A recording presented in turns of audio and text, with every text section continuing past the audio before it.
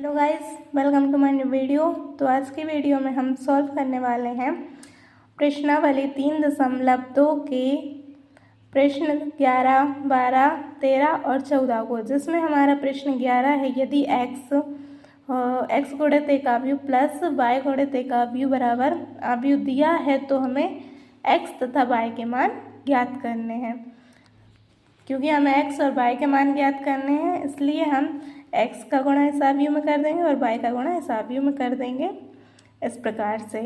फिर यदि दो अवयव समान हैं तो उनके संगत अवयव भी समान होंगे, इसलिए 2x minus plus minus minus होता है y बराबर 10, क्योंकि हमें x के और y के मान ज्ञात करने हैं।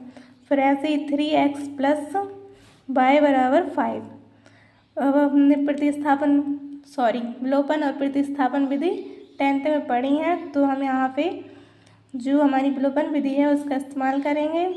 इन दोनों को जोड़ देंगे, प्लस माइनस प्लस y से y कैंसिल कर देगा और ये प्लस हो जाएंगे, तो 2x और 3x 5x होंगे और 10 और प्लस 5 कितने 15 होंगे। क्योंकि हमें x का मान ज्ञात करना है इसलिए ये जो x के गुणा में है वो भाग में चला जाएगा, तो 5 से 15 कट हो जाएंगे, तो ये कितने बचेंगे 3।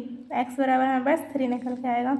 x का मान अब हम समीकरण 1 में रखने पर, ये समीकरण 1 है, इसमें हम x का मान रखेंगे तो 2 ब्रैकेट 3 माइनस के y बराबर 10, हमारे पास हो जाएगा 2 3 6 माइनस के y बराबर 10।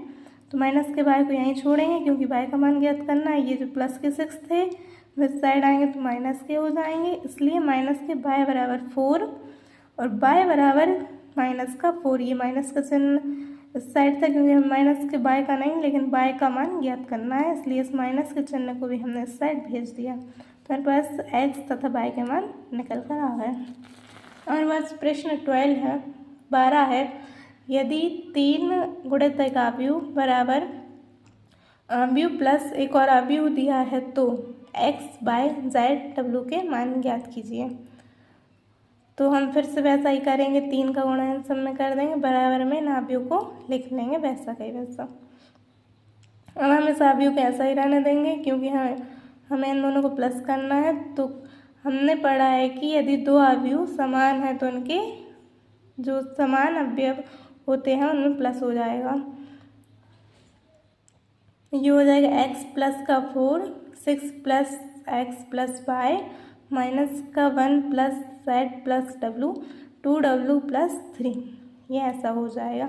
यदि दो अवयव समान है तो उनके संगत अवयव भी समान होते हैं, इसलिए दो अवयव समान है, ये 2x2 कोटि का है, ये भी 2x2 कोटि का है, तो यह क्या है अवयव समान होते हैं, इसलिए ये हो जाएगा 3x बराबर x प्लस का 4, फिर 3y बराबर हो जाएगा 6 plus x plus y, 3z बराबर हो जाएगा माइनस का 1 प्लस का z प्लस का w, और फिर ये हो जाएगा 3w बराबर 2w प्लस 3।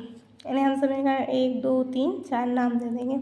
अब समीकरण 1 से हम x का मान निकालेंगे, तो हो जाएगा 3x बराबर x प्लस का 4, क्योंकि हमें x का मान निकालना है तो x वाले एक साइड करेंगे और नंबर एक साइड करेंगे, इसलिए 3x ये प्लस का था, इस साइड आएगा तो माइनस का हो जाएगा। अब बराबर 4, अब 3x में से x गया तो 2x बराबर 4 और x बराबर 4/2, क्योंकि ये गुणा में था ये भाग में चला जाएगा, तो इसलिए हमारे पास x बराबर 2 निकल कर आ जाएगा।